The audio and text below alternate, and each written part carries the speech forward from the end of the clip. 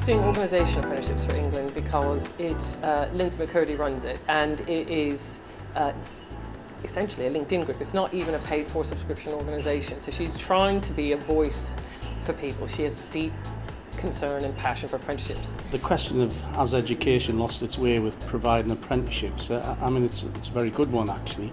Depends which side of the fence you sit on, from a governmental point of view or a practitioner point of view.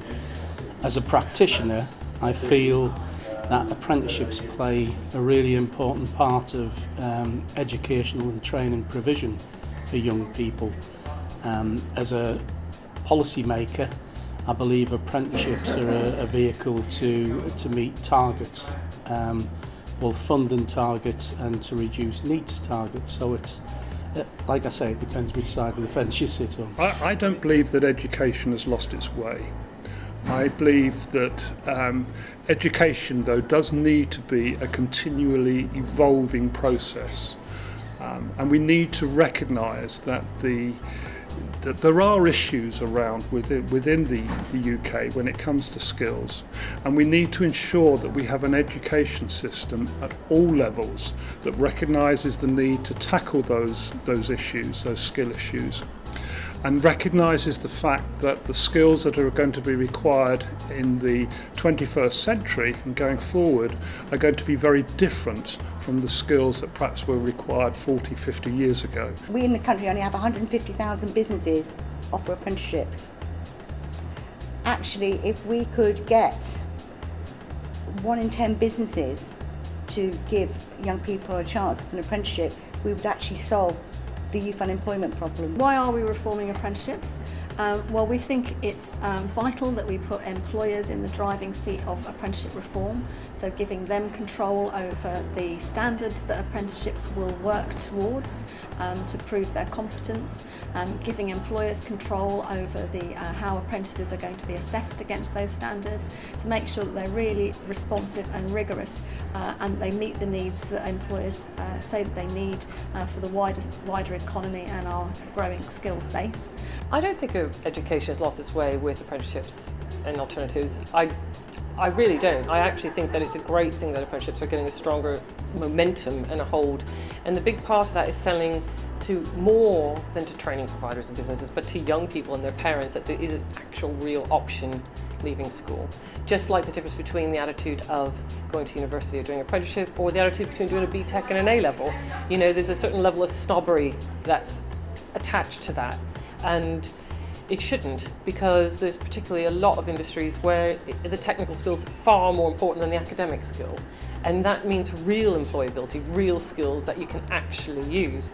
And I think the push towards making apprenticeships is a real option.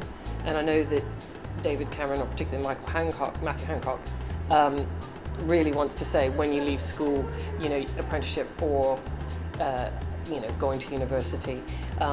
Perhaps there are other options as well, but taking those, you know, should be a real option, and it should be embraced, and it is going in the right direction, I think. It's difficult to say exactly what sort of timescale should be involved, but I believe that we have to tackle this issue now. This isn't something that we can just sort of say, well, hopefully we can do something over the next sort of 10, 20 years or so. I believe the problems that we have need to be addressed now. One of the problems I feel as an education provider with apprenticeships is that first and foremost, young people from an early age 11 for instance, aren't really given comprehensive advice and guidance at school on what does the apprenticeship framework mean, and that schools see it very much as a vehicle for low achievers, concentrating on the A-level progression route rather than the apprenticeship route. So first and foremost, I think that would be my main concern as a provider. I believe if we could work with the schools to change that, then that would no doubt help the apprenticeships grow. I've actually just done a survey. It's called the Impact of Apprenticeships Funding on Businesses, Training Provider, against everybody. And as a result of that, business now asked me to set up a working group because we want to make apprenticeships work. We want to make them grow for opportunities for young people, because my survey showed that 80% of people that completed the survey actually think there will be a decrease in apprenticeship numbers. 90% say that businesses need to have a choice of whether they want to take on the funding reforms. 95% of all organisations, no matter where they come from, said apprenticeship numbers will decrease. So training providers and colleges will be offering less, and in fact 12 colleges who answered the survey said they would stop delivering apprenticeships entirely in the survey reforms. We can't let that happen. It's too important, because it will take us years to go back there.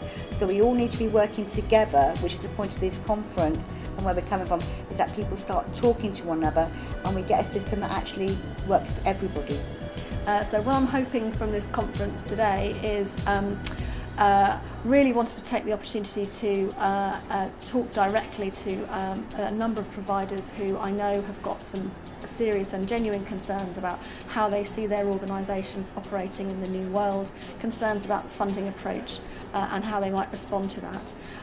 Firstly, to sort of explain what the government's thinking is on all of this, and try to make sure that we've dispelled as many kind of concerns and misconceptions as we possibly can at this point, but also to try to begin a genuine dialogue with a wider section of the provider community to ensure that they are working closely with us on how we go about developing the next phases of the reforms, in terms of turning them from a kind of policy development idea at the outset through into how we would really deliver these things on the ground in a really successful way that means that we don't realise some of the risks of undertaking a major reform programme of this nature.